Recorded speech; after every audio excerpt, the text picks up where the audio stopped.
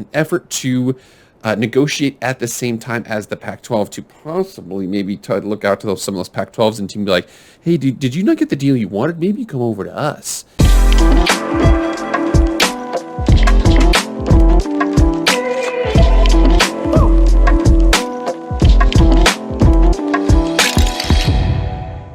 What is up, everybody? It is Jake with Master of Football back at it again. Happy Thursday. Thank you so much for being here. If you want to be up to date on all things EA College Football, subscribe to this channel right now. I also do some college football videos and some pro and Madden videos as well.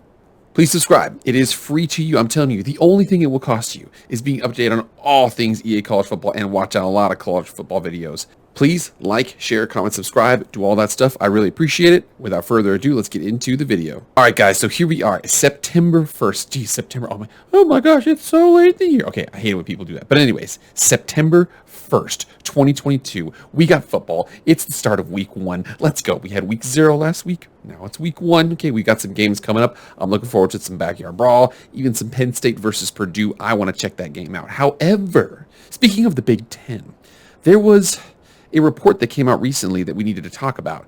But we're going to talk about the Big 12 and the Big 10 because I think they kind of connect with each other in a couple different ways. First of all, let's talk about the Big 12 because they made some pretty big news out there. So here we are from CBSSports.com. Dennis Dodd. Big 12 opens media rights negotiations ahead of schedule. Early exit for Oklahoma, Texas being considered. By moving up its media rights talks, the Big 12 is aiming to be the conference of choice for its bidders over the Pac-12. So right now, because what happens right now in conference realignment is the fact that there's a couple different milestones when teams start to negotiate their windows. So you see how the Big Ten just went, then the Pac-12 is coming up, then the Big 12, and then the SEC and the ACC aren't for a while. However, it looks like in an effort, and again, hypothesized, an effort to negotiate at the same time as the Pac-12 to possibly maybe look out to some of those Pac-12s and team be like, hey, did you not get the deal you wanted? Maybe you come over to us.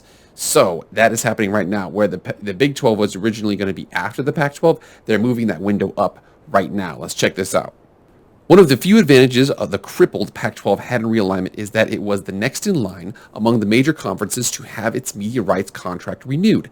At a time when there was question whether there would even be a Pac-12 after the loss of USC and UCLA, that was everything. That advantage disappeared Wednesday when the Big 12 announced it would soon enter into negotiations with its media partners, ESPN and Fox. The Big 12 contract expires in 2025, could now conceivably be renegotiated and moved up ahead of the Pac-12. That conference's deal with the same two networks expires in 2024. It is a smart move for the Big 12, said a veteran media rights negotiator. If you're the Big 12, why would you do this? It doesn't bind either side.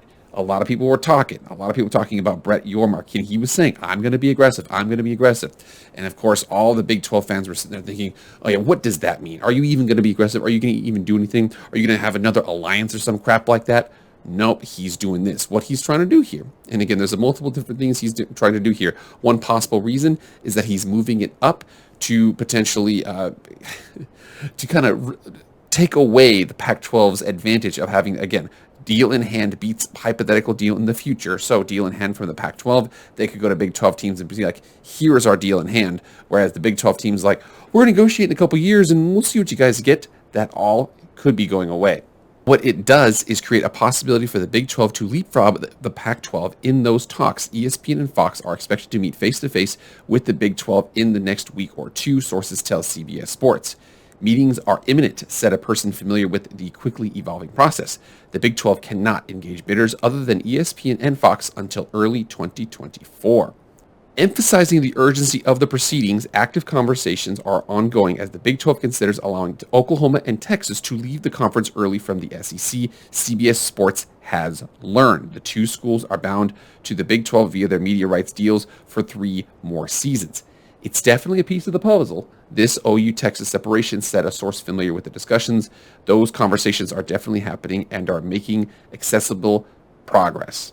In moving up the media rights negotiations, one industry source suggested that the Big 12 was joining the Pac-12 at the buffet. The advantage for the Big 12 is that it will have 12 schools united going forward, even after the departures of Oklahoma and Texas. It can offer rights holders at least the perception of stability, given BYU, Cincinnati, Houston, and UCF will be joining the league. The same cannot be said of the 10 remaining Pac-12 teams. The conference is losing the LA market, a key in terms of the league's media rights evaluation when USC and UCLA leave in 2004. So it says right here, and keep this in mind too, this is kind of crazy to think about this. The Pac-12 ultimately decided not to attempt to add Big 12 programs after the latter conference was wounded by the losses of Oklahoma and Texas. OU and Texas leave the Big 12. The Big 12 has 8 members, and then they're like, hey, we could take some of these teams. The Pac-12 ultimately said no. Remember here, 2 of those no votes were USC and UCLA, who ultimately left the Pac-12. The drama is thick through this one. Sources indicate that Endeavor is now advising the Big 12 to take a serious look at adding Pac-12 teams.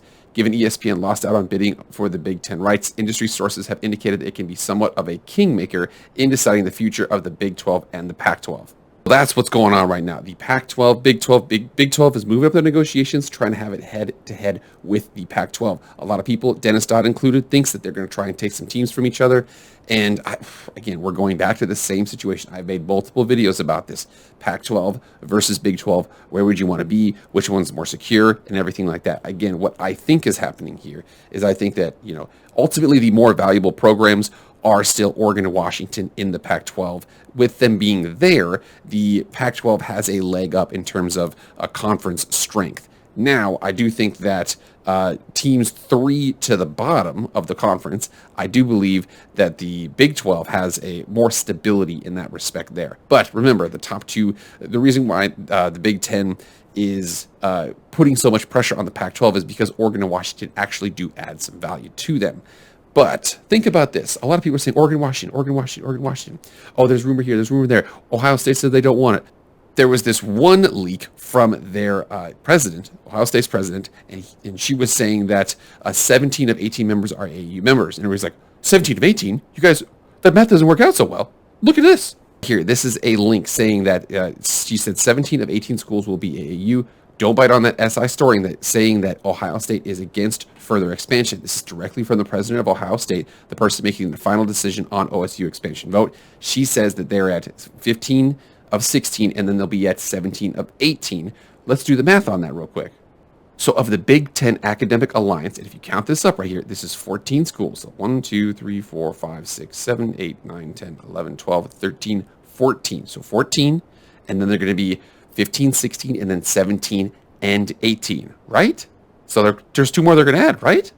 Well, my boy Tony Altamore, and again, if you haven't seen my interview with Tony Altamore, go check it out. It was an awesome one. But again, it's right here, replying to this, saying Dr. Johnson is talking about the BTAA, seems to be speaking in reference to the 2 AAU affiliate members, Chicago and Johns Hopkins, and then the new members, USC and UCLA. She's not letting out any secrets. As cool as that would be, lol, she's smarter than that.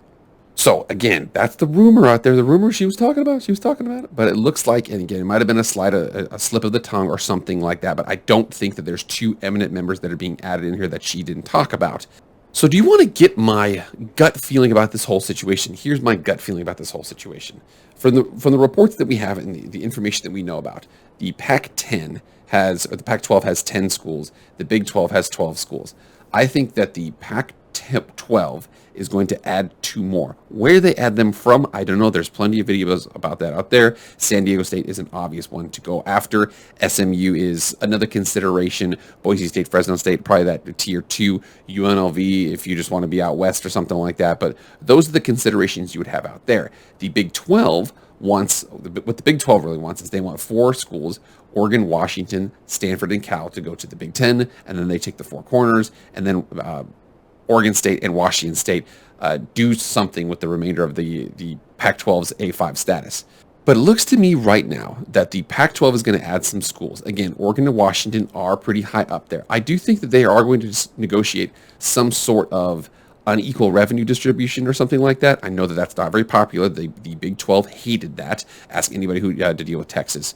But I think that's what's going to happen here. I do think, and again, this is actually what I really think is going to happen here, is that the Pac-12 and the Big 12 are both going to expand. Now, who gets from where, I don't know. I do know this is great news for San Diego State. It's great news for Boise State, Fresno State, Memphis, South Florida, SMU. Really great news for a lot of them, because unless you're going to pillage from a conference that might be seen as your equal, it looks like those might be the only tickets in town. But remember, Pac-12 takes some schools from the Big 12. Big 12 takes some of those schools. Big 12 takes from the Pac-12. Pac-12 adds some of those schools. So I think that the top of the G5 is still looking pretty good. I know this is, a little bit of, home cooking right here and wishful thinking, but I think that's what's going to happen here. I do think, ironically, after all this craziness, it looks like the Pac-12 and Big 12 will get into a bidding war. Somebody will add somebody from somewhere else. So a lot of G5 teams will be lifted up. And then ultimately, it looks like, ironically, the Pac-12 and Big 12 will exist for at least the next couple of years going forward. I'm shocked to say that, but that's my guess. All right, guys, that's it. Thank you so much for being here. Get in the comments right now. Let me know what you think about this whole situation. And remember, like, share, comment, subscribe, do all that stuff. I appreciate it. I'll see you guys soon. I am out.